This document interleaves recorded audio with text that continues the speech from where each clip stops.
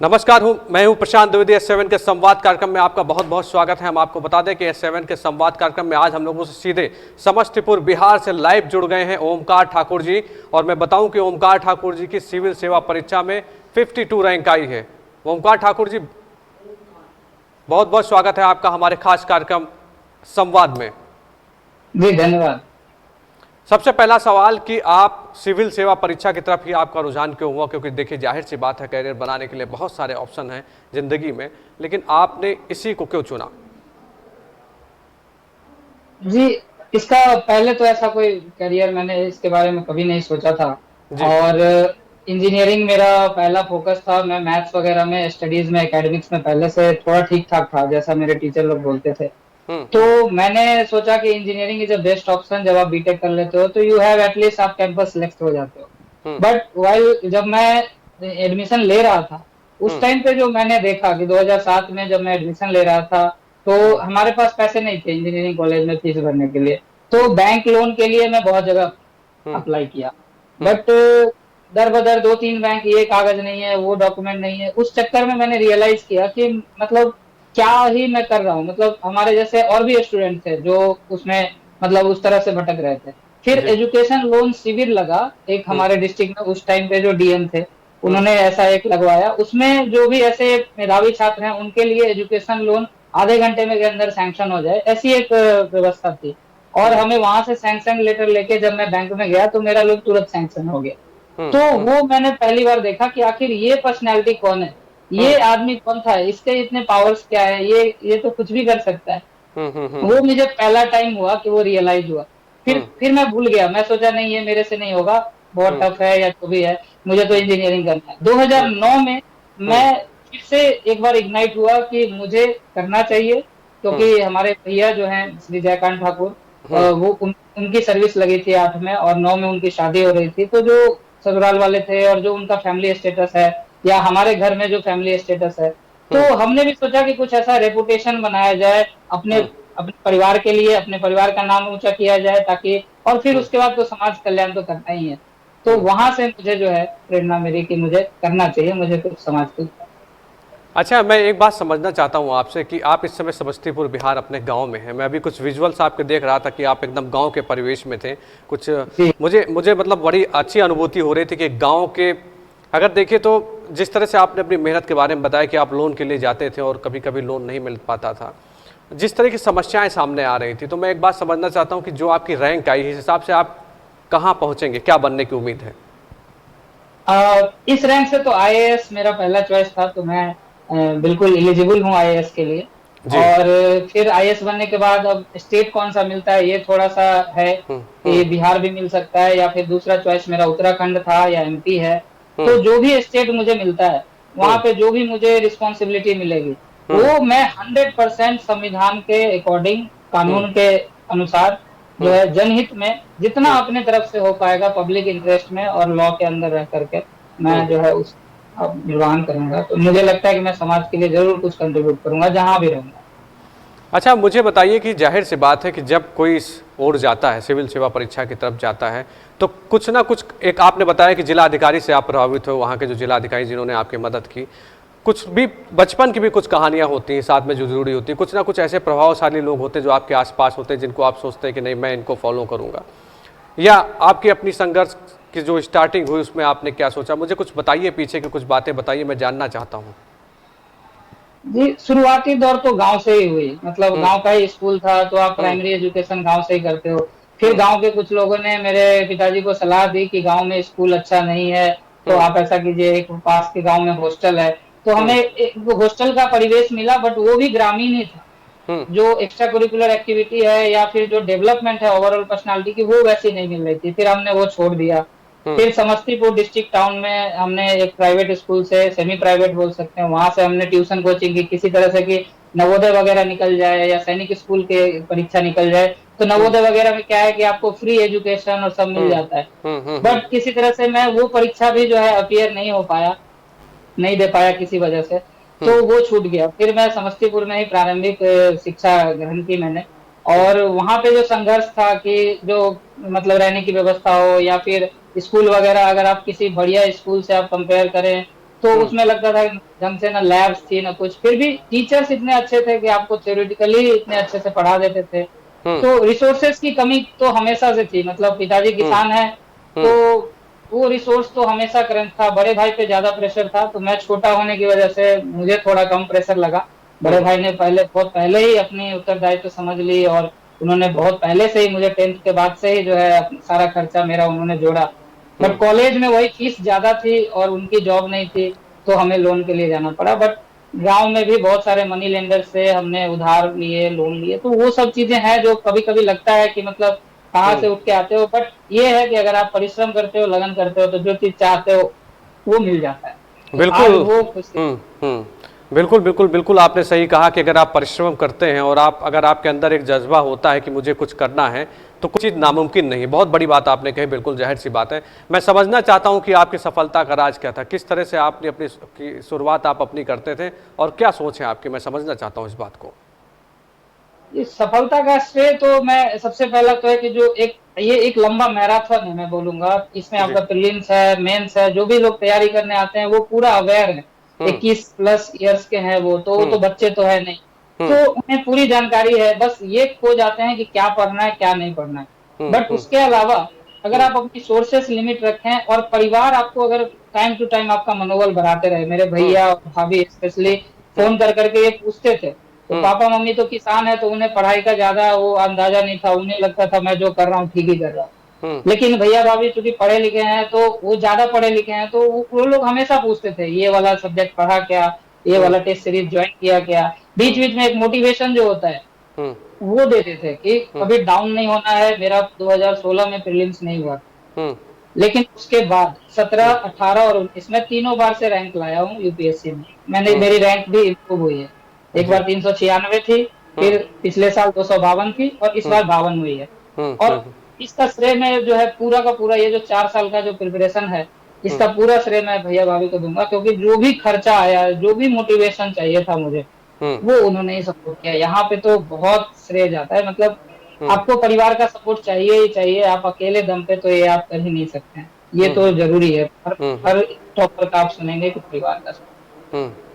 अच्छा, आप तो बार बार अपने भाई का, बड़े भाई का जिक्र कर रहे हैं, तो मैं ज़रूर जानना चाहूँगा उनके बारे में कि वो क्या करते हैं और किस तरह से उन्होंने आपके बारे में सोचा और क्या क्या आपके लिए किया, क्योंकि बहुत सारी स्टोरी होती है पुरानी, आदमी सोचता है कि नहीं भाई ने ये किया, कैसे किया। तो मैं उस बात को, मेरे दर्शक भी जानना चाहते हैं आपसे ओमकार जी, क्या है पूरा आपके भाई के साथ का जो भी समय था। आ, जी, भैया को कोई गाइड करने वाला शुरू में था नहीं। वो घर में बड़े भी थे और गांव वाँव में रहने की वजह से ज्यादा जानकारी नहीं थी। तो हम्म उन्होंने अपने हिसाब से जो भी किया, फिर ग्रेजुएशन किया, फिर अभी वो सीआईएसएफ में इंस्पेक्टर पद पे हैं, हम्म सेंट्रल इंडस्ट्रियल सिक्योरिटी फोर्स में, केंद्रीय सुरक्षा बल में।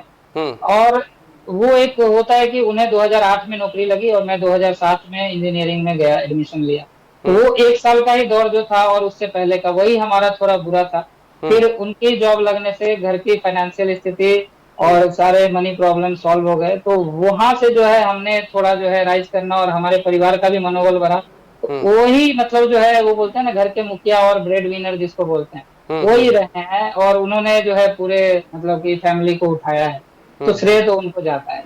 हम्म हम्म हम्म तो हम्म यही है, उन्होंने शुरू से संघर्ष किया है, मेरे से ज्यादा उन्होंने संघर्ष किया है। काबिलियत और टैलेंट होने के बावजूद भी हम्म वो यूपीएससी और बीपीएससी नहीं दे पाए या नहीं निकाल पाए। हम्म बट मन तो उनका भी बहुत था। हम्म तो वो होता है कि जब आपके पास सीमित संसाधन हो, हम्म लिमिटेड रिसोर्सेस में आप नहीं कर पाते हो, लेकिन आपका एक हम्म सपना होता है, तो आपका छोटा भाई जरूर करके दिखाता है। हम्म। अच्छा, क्या आपका ऑप्शनल सब्जेक्ट क्या था इसमें। ज्योग्राफी था, भूगोल। अच्छा, भूगोल था। अच्छा, जी। मुझे ये बताइए कि अगर जाहिर तौर पे अगर देखा जाए, जो सिविल सेवा परीक्षा की तैयारी होती है, इसका एक बहुत बड़ा काकस है। लोग अगर देखते हैं कि वो काफ़ी पैसे खर्च करना पड़ता है कि हमें दिल्ली में कोचिंग करनी है, हमें लखनऊ में कोचिंग करनी है। तो जो एक मिडिल क्लास है, मतलब जैसे आप जैसे लोग हैं जो गांव से निकल रहे हैं, जो संघर्ष कर रहे हैं, आप एक किसान के बेटे हैं, और मतलब एक अलग अनुभूति होती है, लेकिन कहीं ना कहीं दिमाग में एक बात होती है कि नहीं, मैं अगर उस कोचिंग में पढ़ूंगा तो सक्सेस होऊंगा। और आजकल लोगों के पास में इतना पैसा नहीं होता, टैलेंट ज़रूर होता है, लेकिन कहीं ना कहीं पैसे की वजह से पीछे हट जाते हैं। कैसे देखते हैं आपके, मतलब जो लोग अगर ये सोचते हैं तो उनके लिए क्या सलाह है आपकी। मेरी तो सलाह है कि जो पहले के भी निकले हुए सिविल सर्वेंट्स हैं, जो रिटायरमेंट के कगार पे हैं या रिटायर हो चुके हैं, या जो मैं भी हूँ, तो मैं चाहता हूँ कि जैसे एक कैंपेन चला था ना, give it back to the society, मतलब हमने इस सोसाइटी से बहुत कुछ लिया है, इसके रिसोर्सों को यूज किया है, तो हमें लगता है कि अब जो और कोई जरूरतमंद है उन तक मैं जो भी पहुंचा पाऊं, ज्ञान ही है या फिर किसी भी तरह से मोरल सपोर्ट है या इवन फाइनेंशियल सपोर्ट भी है, तो वो तो एक होना चाहिए कि सिविल सर्वेंट्स को अपने अपने स्टेट के सिविल सर्वेंट्स को खुद आगे आना चाहिए। इवन पब्लिक सर्वेंट्स जो कि पॉलिटिशियंस हैं, एमपी एमएलए हैं, उनको भी अपने अपने इलाके में अगर कोई मेधावी छात्र है तो उसके लिए कुछ स्कॉलरशिप टाइप का अगर वो कर दें, क्योंकि उन्हें एमपी फंड और एमएलए फंड इतना ज्यादा मिलता है डेवलपमेंट के लिए, तो ये भी एक डेवलपमेंट है। आप अगर एक किसी का निकालते हैं, वो फिर बाद में अपने पूरे गांव को, अपने पूरे इलाके को, अपने पूरे प्रदेश को भी देखता है, तो वो एक रहेगा कि अगर पूरा सब लोग, जैसे महाराष्ट्र गवर्नमेंट, कर्नाटका गवर्नमेंट ये कर रही है कि वहाँ के गरीब बच्चों को, अनुसूचित जाति जनजाति के बच्चों को उनका टेस्ट लेके कि एक क्लियर कर ले एग्जाम, तो उससे पता चल जाता है कि एक मेरिट लिस्ट है, और उन मेधावी छात्रों को दिल्ली की कोचिंग में पढ़ाई के लिए और सब चीज के लिए सारा खर्चा उठाती है। तो मुझे लगता है कि ये भी एक बढ़िया नोबल इनिशिएटिव है, इसको जरूर करना चाहिए। साथ साथ ये बोलूंगा कि कोचिंग की जहां तक बात है, वो मन का एक वहम है, मेरे भी मन में था और बहुत लोगों के मन में है, तो मैं तो ये नहीं कहूंगा कि कोचिंग ये ज्वाइन करो या नहीं ज्वाइन करो, पर्सनल चॉइस है। आप जब सरकार चुन सकते हो, 18 साल से ऊपर हो, आप 21 साल के हो, तो आप एक कोचिंग क्यों नहीं चुन सकते हो। बट यही है कि मैं चूंकि निकल चुका हूँ, मैं उस फेज को झेला हूँ, देखा हूँ, ये जरूर बोलूंगा कि कोचिंग की अगर आप चुनते भी हैं तो बहुत ही समझ बूझ के साथ उसके फीडबैक्स वगैरह नेट पे पढ़ लीजिए, कौन सा कैसा है, किसके यहाँ कौन सा टीचर अच्छा है, तभी करें अगर आपके पास संसाधन है तो। नहीं भी है तो यूट्यूब पे बहुत सारे वेबसाइट्स पे फ्री में इतना सारा है कि आप उसको जो है एक्सेस कर सकते हैं। जैसे मैं एग्जांपल के तौर पे बोलूं, इनसाइट्स ऑफ इंडिया एक वेबसाइट है जो कि 2015-16 में जब मैंने तैयारी शुरू की थी 16 में, तो मैं उस पे आंसर राइटिंग करता था और उसने मुझे बहुत हेल्प किया आंसर राइटिंग में। तो इस तरह से बहुत सारी नोबल इनिशिएटिव है जो फ्री में अवेलेबल है। विजन आईएएस की कोचिंग है, तो उनका क्या है कि आपका करंट अफेयर जो होता है, समसामयिकी के जो नोट्स है, वो उनके वेबसाइट पे फ्रीली अवेलेबल है। आप उनके वेबसाइट पे जाएं, डाउनलोड करें और पढ़ें। यूट्यूब पे बहुत सारे चैनल्स हैं जो फ्रीली नॉलेज दे रहे हैं। एनपीटेल है जो अपना गवर्नमेंट ऑफ इंडिया का, मूक है, मैसिव ऑनलाइन ओपन कोर्स, स्वयं है जो गवर्नमेंट ऑफ इंडिया एमएचआरडी ने इनिशिएट किया है। उन सबसे आप ज्योग्राफी, हिस्ट्री, कोई भी ऑप्शनल की पूरी कोर्स आप कर सकते हैं घर बैठे। तो तैयारी तो की जा सकती है विल पावर से। अच्छा, मुझे बताइए कि आपने किसी कोचिंग इंस्टीट्यूट में क्या पढ़ाई की, कैसे आपने अपनी तैयारी की, मुझे बताइए इस बारे में। जी, मैं बता दूं कि मैं 10th तक बिहार बोर्ड से था, हिंदी मीडियम में। उसके बाद 12th और फिर इंजीनियरिंग वगैरह इंग्लिश में की, और फिर जब मैं जॉब भी किया हूँ 3-3.5 साल के करीब बेंगलोर में, सैमसंग में, तो वहां पे मैं ऑलवेज क्लाइंट के साथ तो इंग्लिश में ही इंटरेक्ट करता था, तो मेरी इंग्लिश थोड़ी ठीक हो गई थी। बट फिर भी एक होता है कि दिमाग में एक ये था कि मैंने तो इतिहास पढ़ा है, हिस्ट्री तो कभी पढ़ाई नहीं, मैंने तो भूगोल पढ़ा है, ज्योग्राफी कभी पढ़ाई नहीं। तो वो जो एक बैरियर था कि ट्रांसलेट कैसे होगा, मैं हिंदी में जाऊं या इंग्लिश में। फिर मैंने पहले के पिछले साल के 4-5 साल के यूपीएससी के मेंस के प्रीलिम्स के क्वेश्चन पेपर देखे, मैंने हिंदी में भी पढ़ के समझने की कोशिश की और इंग्लिश में भी पढ़ा। मुझे इंग्लिश कहीं ना कहीं थोड़ा आसान लगा, और ये भी लगा कि अब एक इंटरनेट युग है, वेबसाइट है और ये है, सब चीज है, और एक इंग्लिश कंपलसरी पेपर भी होता है, तो मैंने अपना मीडियम स्विच कर लिया। और उस मीडियम स्विच करने की वजह से मुझे कोचिंग करना पड़ा, क्योंकि मैं फिर से चाहता था कि मैं हिस्ट्री पढूं, जो कि मैंने स्कूल डेज में इतिहास पढ़ा है। बट एक बात बता दूं, जो सेम मीडियम में है, जिन्होंने 10th भी अपने मीडियम से किया है और उसके बाद अभी यूपीएससी की परीक्षा का भी सोच रहे हैं कि वो उसी मीडियम में देंगे जो उन्होंने बचपन से पढ़ा है, तो फिर मुझे लगता है कि कोचिंग की उतनी जरूरत नहीं है। मैं चाहता था कि मैं वो वर्ड्स, वोकेबलरी, वो चीज सुनूं एक बार और इंग्लिश में, वो स्टोरीज इंग्लिश में सुनूं, हिस्ट्री की, वो ज्योग्राफी इंग्लिश में पढ़ूं, इसलिए मैंने एक ज्वाइन किया था। बट मटेरियल की कमी नहीं है, और फिर भी ये पर्सनल चॉइस है, तो मैं किसी का भी नाम नहीं लूंगा। आप खुद सर्च कीजिए, खुद एनालाइज कीजिए। अगर आप कोचिंग नहीं सिलेक्ट कर सकते हैं तो बहुत ही मतलब कि दुविधा होगी आगे, अगर आप सिविल सर्वेंट बन भी जाते हैं तो ये डिसीजन आपको खुद लेना है, और इस पे जब पॉजिटिव रिजल्ट आएगा ये भी आपका अपना होगा, और जब निगेटिव आएगा तो ये भी आपका अपना होगा। आप किसी पे अपना निगेटिव रिजल्ट थोप नहीं सकते। बिल्कुल ठीक बात कही आपने। देखिए, जाहिर सी बात है कि बहुत बड़े बड़े कोचिंग इंस्टीट्यूट चल रहे हैं और बहुत बड़े मतलब तादाद में कोचिंगें खुल गई, अगर आप देखें दिल्ली में खुल गई, हर जगह पे खुल गई और काफ़ी बड़ा अमाउंट भी लेती है तैयारी कराने के नाम पर। तो जो एक मिडिल क्लास परिवार का लड़का है उसको वहाँ पे जाने में समस्याएं होती हैं।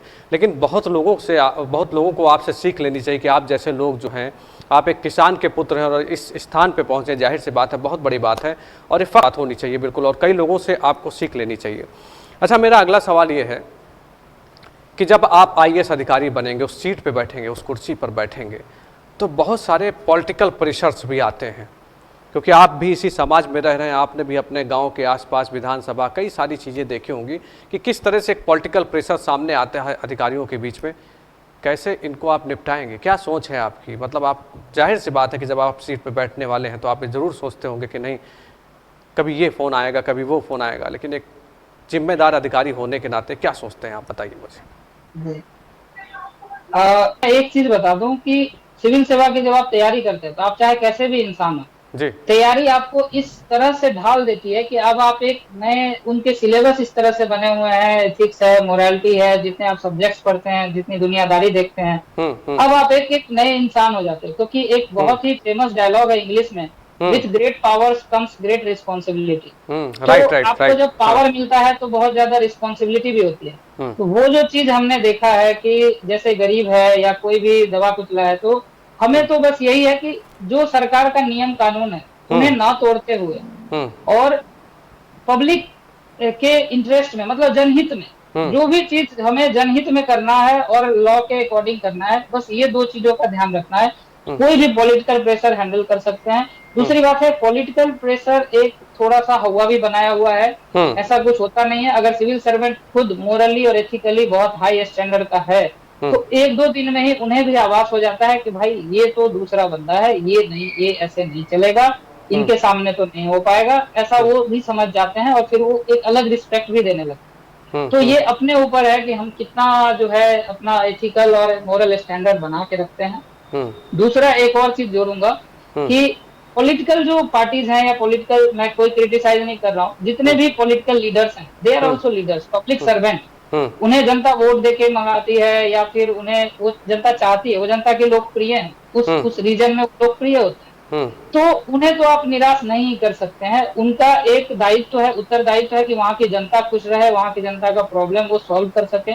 तो वो अगर पब्लिक सर्वेंट हैं तो हम भी सिविल सर्वेंट हैं, और दोनों का मतलब एक ही है कि हम दोनों इंटरफेस हैं। एक तरफ गवर्नमेंट है और एक तरफ जनता है, हम बीच के इंटरफेस हैं। हम जनता को गवर्नमेंट की स्कीम से, गवर्नमेंट की चीजों से कनेक्ट करते हैं, और यही हमारा जो है मेन लक्ष्य होना चाहिए, चाहे वो पब्लिक सर्वेंट हो या सिविल सर्वेंट।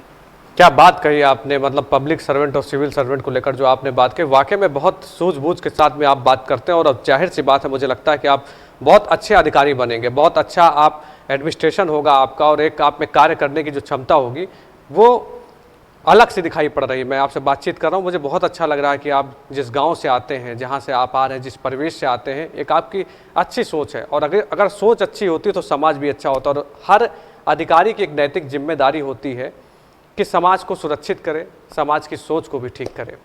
अच्छा, मुझे ये बताइए, आप, एक मन में पीड़ा रही है, मैं भी काफ़ी सालों से पत्रकार हूँ, बहुत सारी चीज़ें देखता हूँ, जो भारत सरकार की योजनाएं हैं, जो केंद्र सरकार की योजनाएं हैं, उनको अमली जामा पहनाने का सबसे ज़रूरी, मतलब सबसे बड़ा रोल जो होता है वो आप लोगों का होता है। कई सारी योजनाएं नहीं पहुंच पाती। देखिए, सरकार प्रयास कर रही, जिस तरह से भी आप देखिए कि भारत के प्रधानमंत्री प्रयास कर रहे हैं, कोरोना काल की बात कर लीजिए आप, जिस तरह से वो संबोधित कर रहे हैं, लोगों को समझा रहे हैं, और कई सारी योजनाएं आती हैं, लेकिन कहीं ना कहीं वो कुछ ना कुछ नीचे तक पहुँचने में कहीं ना कहीं दिक्कत होती है। क्या सोचते हैं आपकी, आपका क्या प्लान है कि किस तरह से इसको अमली जामा पहनाया जाए? इसको देखते हुए आपकी मैं सोच को समझना चाहता हूँ। अगर आप गवर्नमेंट की बहुत सारी योजनाओं को देखेंगे तो ज्यादा जो एड्रेस है वो हमारी, क्योंकि जनता 60-70% आबादी जो है वो गांव में रहती है, तो उनका जो पूरा जो टारगेट एरिया है वो गांव का है। जैसे कि उज्ज्वला स्कीम ही ले लीजिए, उन्होंने सोचा कि हम चूल्हा हटाएंगे धुआं वाला और गैस चूल्हा देंगे, या फिर कोई अदर स्कीम है, या डिजिटल अभियान है, जबकि ग्राम पंचायत को ब्रॉडबैंड से जोड़ेंगे। तो बात ये है कि ये जो रूरल अर्बन डिवाइड है, एक इंडिया और एक भारत जो है उसको किसी तरह से कनेक्ट करना, और रूरल पीपुल जो है वो दिल्ली में, बम्बई में जाके, बिहार से मैं देखता हूँ कि हमारे भी गांव से, हमारे इलाके से बहुत सारे लोग बाहर जाते हैं, और वो लोग वहाँ पे बहुत सारी कठिनाइयों के साथ रहते हैं। मैंने वहां भी देखा है उनका हालत और यहाँ भी देखा। तो अगर किसी तरह से हम उनके माइग्रेशन को रोक सकें या फिर एक लिमिटेड माइग्रेशन हो और बाकी उन्हें यहीं पे हम वो सारी अर्बन एरिया की जो व्यवस्था है, जो भी सुख सुविधाएं हैं, जैसे सड़क है, बिजली है, 24 आवर इंटरनेट है, उन्हें बढ़िया स्कूल है, अस्पताल है, अगर यहीं दे दें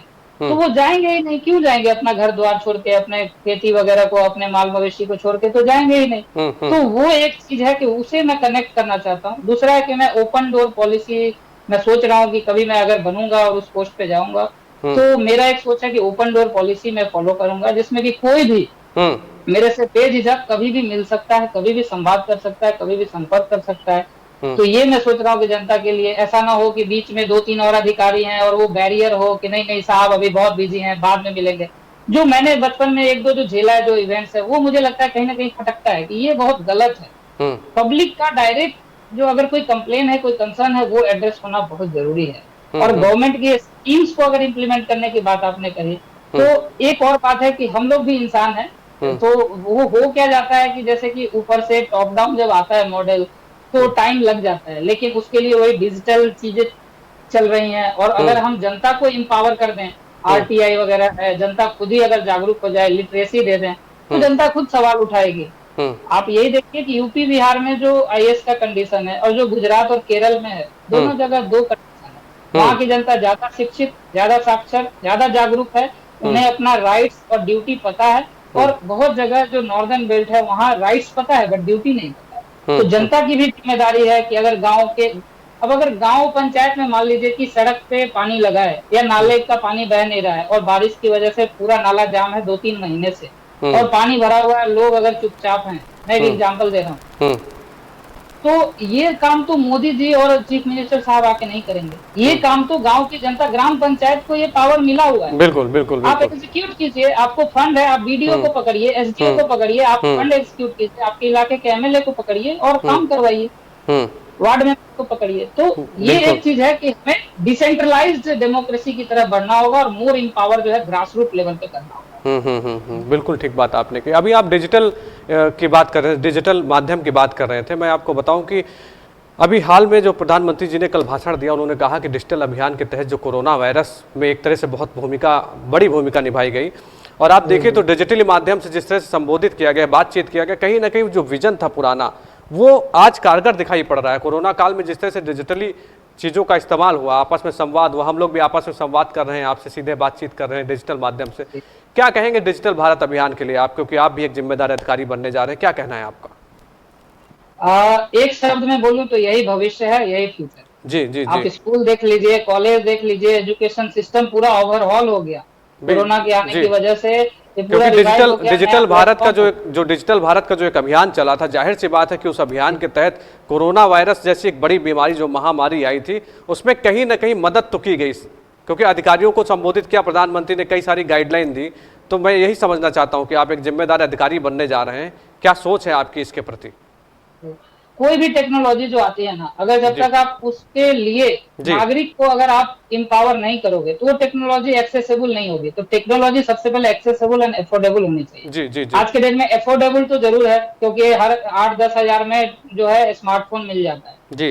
ज्यादा रिचार्ज भी ज्यादा अमाउंट नहीं लगता है। हर किसी, आप देखिए गाँव के हर किसी के पास स्मार्टफोन है। सब लोग यूट्यूब, फेसबुक और व्हाट्सएप और बहुत सारे डिजिटल प्लेटफॉर्म पे जुड़े हुए हैं और उनके पास न्यूज जो है इवन न्यूज चैनल से पहले भी कभी कभी पहुंचता है। जी जी। बात यहाँ ये आती है कि अभी भी एक तबका है जो कि डिजिटली साक्षर नहीं है। उसे लगता है कि ये कुछ अब्बू चीज है, ये कुछ ऐसा है, ये मेरे से नहीं होगा, ये बहुत टफ है। तो वो एक बैरियर, जो मेंटल बैरियर है, उसको कम करना है। और पीएमजी दिशा एक अभियान है सेंट्रल गवर्नमेंट का, प्रधानमंत्री ग्रामीण डिजिटल साक्षरता अभियान। जी, जी, जी। तो उस पे फोकस रहना चाहिए ताकि रूरल एरिया में ये जब नेट पहुंच भी जाए तो लोग जागरूक हों कि इसको यूज कैसे करना है। तो उस पे मेरा फोकस है। अगर वो यूज करना सीख जाएंगे तो खुद ही वो अपना फायदा निकालना भी सीख जाएंगे। बिल्कुल बिल्कुल सही बात आपने कहा कि अगर उसको सबसे पहले तो इस्तेमाल करने आना चाहिए, क्योंकि बहुत सारी अभी ऐसी जनता है जो नहीं, जिसको पता है, बहुत सारे लोग हैं जिनके पास में स्मार्टफोन भी नहीं है। अच्छा, मेरा आपसे अंतिम सवाल है, आप बताइए मुझे कि क्या संदेश देना चाहते हैं आप, क्योंकि आप एक जिम्मेदार अधिकारी बनने जा रहे हैं और आपके सोच को मैं सलाम करता हूं। जिस तरह से आपने कहा कि मैं ओपन डोर पॉलिसी रखूंगा, बहुत सारे लोग परेशान रहते हैं, अधिकारियों से मिलने के बारे में टेंशन में आ जाते हैं कि कैसे मिलूंगा, कैसे मुलाकात होगी। लेकिन अगर ये आपकी सोच है तो एक स्वच्छ भारत की तरफ लेके जा रही है, एक अच्छी बात को आगे बढ़ा रही है कि आपकी सोच इतनी अलग है, उम्दा है कि आप, मुझे लगता है कि जाहिर सी बात है जिस तरह से आप गांव से हैं, आपने बहुत कुछ इस परिवेश में देखा, तो आपकी सोच जिस तरह से बदल रही है वो एक पीड़ा समझ सकती है, क्योंकि आपने ऐसा कुछ देखा है। लेकिन ओपन डोर पॉलिसी जो आपने कही, मैं इस बात को सलाम करता हूं, और आप जैसे अधिकारी अगर सीट पे बैठेंगे तो सारी योजनाएं भी नीचे पहुंचेंगी और लोग उसका फायदा भी उठाएंगे। क्या संदेश देना चाहते हैं आप S7 न्यूज चैनल के माध्यम से? संदेश देश की जनता को यही है कि आप अपना जिम्मेदारी समझें, आप अपना कर्तव्य कभी ना भूलें। कभी कभी हम होता है कि हम राइट्स के प्रति और अधिकार के प्रति ज्यादा जागरूक होते हैं, लेकिन अपने कर्तव्य भूल जाते हैं। अगर सफाई अभियान ही है, स्वच्छ भारत अभियान अगर सक्सेसफुल हुआ है या जहाँ कहीं भी कमियां हैं, वो हमारी ही जिम्मेदारी है, सरकार आके साफ नहीं करेगी। कहीं भी अगर पानी लगा है, कहीं भी रोड टूटा है, ये एक जिम्मेदार नागरिक का कर्तव्य है कि वो प्रशासन को पकड़े और उस इलाके के वार्ड मेंबर, MP, MLA जितने भी लोग हैं उनको पकड़े, और जो भी जरूरत की समस्याएं हैं, जो भी जरूरत का लग रहा है कि ये प्रॉब्लम है, उनका निदान वो खुद ही करें और करवाने का हिम्मत भी रखें। तो मैं बोलूंगा कि हमेशा अपने लक्ष्य के प्रति डटे रहें, जो भी आप कर रहे हैं, जिस किसी भी फील्ड में है, अच्छे से करें और अपनी दायित्व को, अपने जिम्मेदारी को जरूर समझें, सिर्फ अधिकार के प्रति नहीं भागें। चलिए ओमकार ठाकुर जी, आपको मेरी बहुत बहुत शुभकामनाएं हैं कि ईश्वर आपको बहुत आगे बढ़ाए, और जो आपने ओपन डोर पॉलिसी की बात कही ये और आगे बढ़े। आप जब भी सीट पर बैठे, आप भारत सरकार की योजनाएं, जिस भी स्टेट में आप जिला अधिकारी बने, आप बहुत अच्छा कुछ करें और मुझे ज़रूर बताइएगा, मेरे चैनल को ज़रूर बताइएगा। और मेरी बहुत बहुत आपको शुभकामनाएं हैं कि आपके सारे सपने पूरे हों। बहुत बहुत धन्यवाद आप हमसे खास बातचीत करने के लिए। धन्यवाद। तो ये थे ओमकार ठाकुर जी, जो सीधे समस्तीपुर बिहार से हमारे साथ में लाइव जुड़े थे। वो हमसे खास बातचीत कर रहे थे, संवाद में खास बातचीत कर रहे थे। और मैं आपको बताऊं कि ओमकार ठाकुर जी की मैंने सोच को मैं सलाम करता हूं, क्योंकि उन्होंने कहा कि मैं अपनी सोच के तहत ओपन डोर पॉलिसी रखूंगा, हर गरीब आदमी की समस्याएं सुनूंगा और बातचीत करूंगा। ऐसे लोगों से आपको भी प्रेरणा लेनी चाहिए। और उनकी सबसे बड़ी बात यह है कि वो गाँव से एक किसान के बेटे हैं और गांव से निकलकर आगे बढ़ रहे हैं। तो आप कभी मत सोचिएगा कि अगर आपके पास पैसे नहीं हैं, आप मिडिल क्लास फैमिली के हैं, तो आप जिलाधिकारी या IAS या सिविल सेवा परीक्षा में नहीं पार्टिसिपेट कर सकते हैं। तो इनसे आप भी कुछ ना कुछ जरूर सीखिए। S7 के संवाद में लगातार आपसे मुलाकात होगी। अभी कुछ देर में हमारे अगले प्रोग्राम में आपसे बातचीत होगी। नमस्कार, तब तक अपना ध्यान रखिए, सुरक्षित रहिए और मास्क लगाए रहिए।